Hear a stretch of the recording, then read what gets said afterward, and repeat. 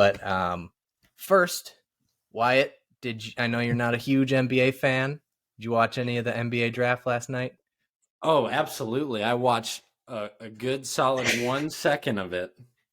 I turned on my TV and it was on ESPN and saw the draft was on and I changed it to something else. Yep. I don't blame you. Honestly, I did not watch any of it either. I turned it on real quick when the Bucks were about to pick number 36, and that's it. That's all I saw. The draft is honestly, it's just a terrible product. Like, it's just a bunch of waiting around.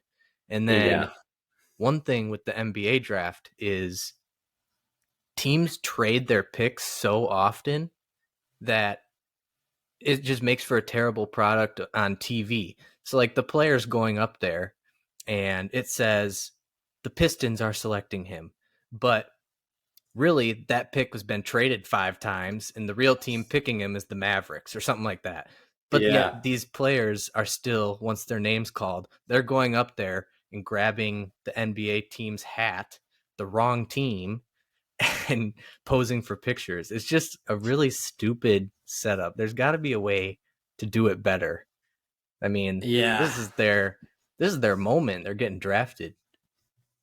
Well, so, and I haven't really.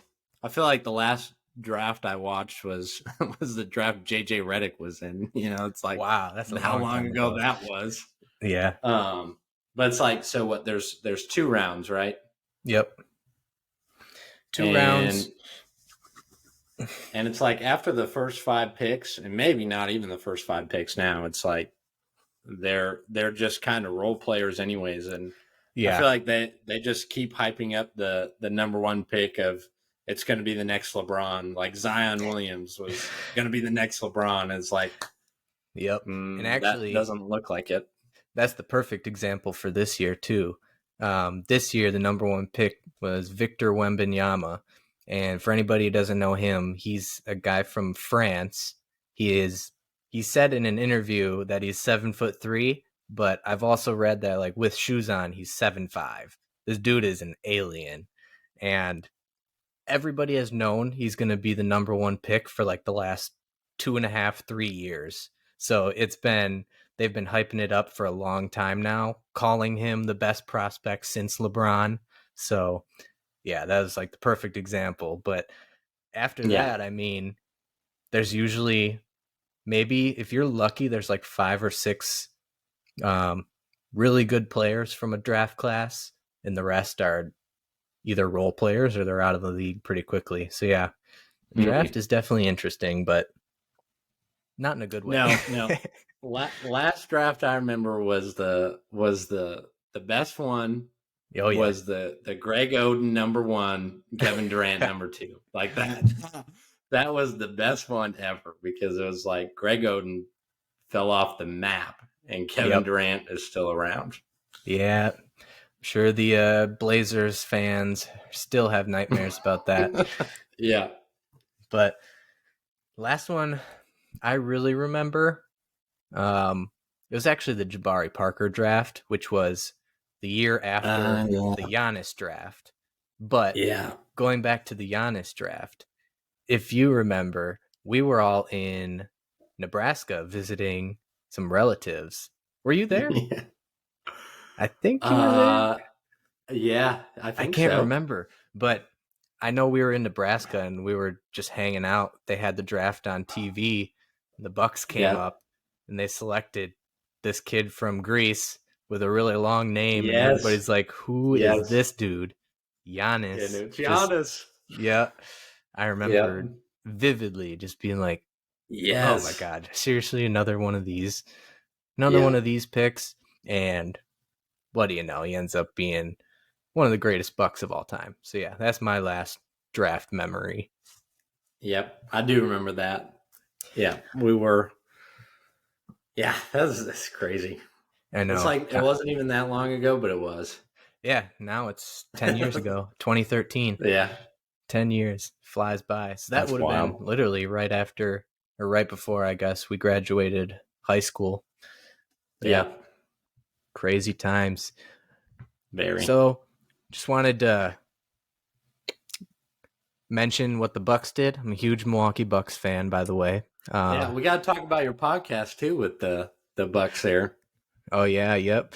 So just started it for fun, honestly. Just wanted an outlet where I could rant about the Bucks. So I just started it. It's called Talking Ball with B. You can find it anywhere on Spotify or Apple Podcasts. Probably has no subscribers, but I've only released. We're pushing it. Yeah, I've only released a couple episodes, and honestly, like I said, just wanted to get my thoughts out there. But yeah, you can follow that if you want.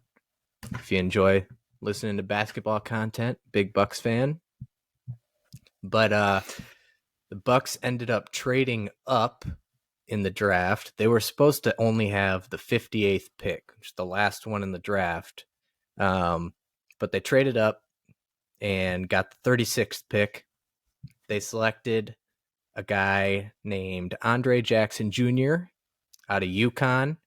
Played there for 3 years. He's a 6'6" wing, super athletic, really good passer and defender, but not a very good shooter or scorer. So definitely different than the last few guys the Bucks have picked. We just got a new coach, so this is definitely a new direction they're going in. They're clearly targeting guys with athleticism and length, and I like it. I mean, we've had too many guys in the past that are just like good shooters or good defenders, but nothing else. This dude at least has some athleticism, and we definitely need it. Got the oldest team in the NBA, so I'm down for it. Expert analysis from Wyatt coming in 3, 2, 1. What's his name again? Yeah, I don't know. Let me check. Andre Jackson Jr. But Andre Jackson Jr. Connecticut just won the title, didn't they? Didn't UConn just win, or no? Or was that a year ago? Yeah. I don't even know. Yeah. I think, they just won. Yeah. So he's coming from the champs. I saw some highlights. This dude, he's got some bounce. He can play. Yeah. It's going to be interesting.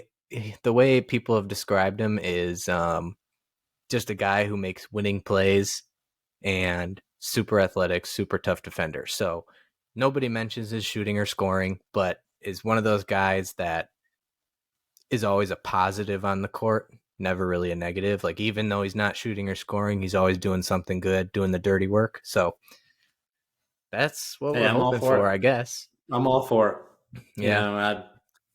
I'm not as big of a Bucks fan as Brennan is, but I root for him. So yeah, who's ever on the team, who's ever on the squad, I'm rooting. Yeah. And so then, I'm good with it.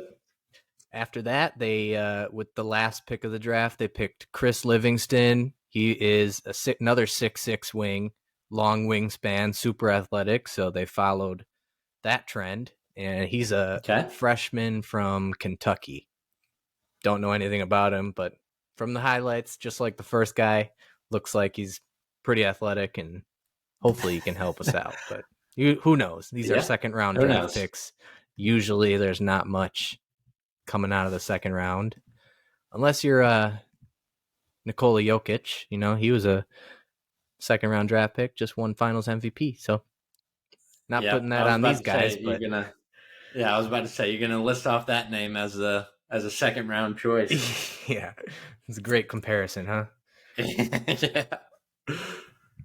Well, so not talking about the Bucks, but kind of talking about the Bucks.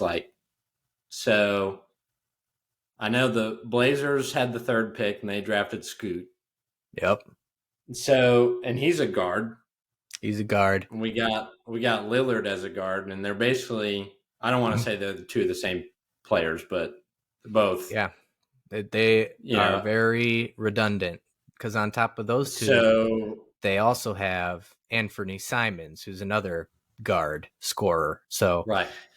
So Lillard, Bucks, Lillard. They've been talking about it. It's always been rumored, but in my opinion, it's not going to happen. We just don't have enough to offer.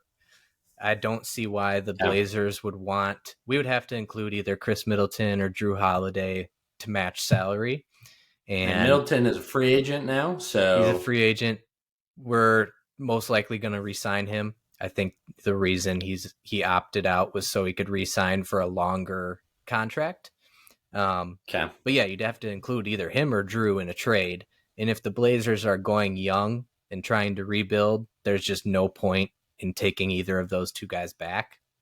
And then also we have like no draft picks. We've traded like all of our draft picks for the next 10 years. So have we? Yeah. Pretty much. Yeah. Like we don't have much in the cupboard for assets. So I don't see it happening. From what I've heard, the rumors are Miami is his most likely destination if he asks for a trade, because he actually hasn't asked for a trade yet, but they did just draft Scoot. So we'll see. I would hate that. I'd freaking hate the Miami Heat. So hopefully that doesn't happen, but I know it. We'll see. I know it's a touchy subject. It's a touchy subject for Bucks fans. Yeah.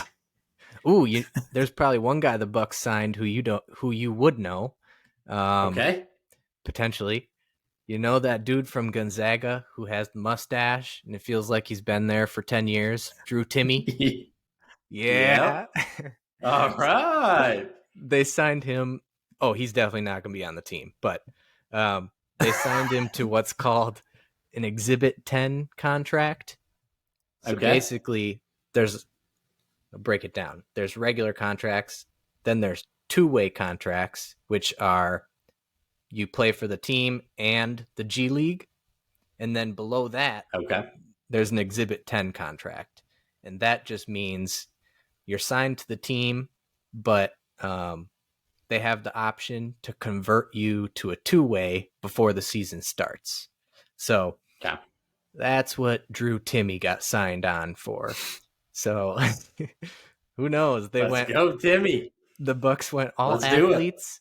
They went all athletes, and then Drew Timmy, not athletic at all. So complete opposite. Let's do it. Take it easy, Mountain Faith.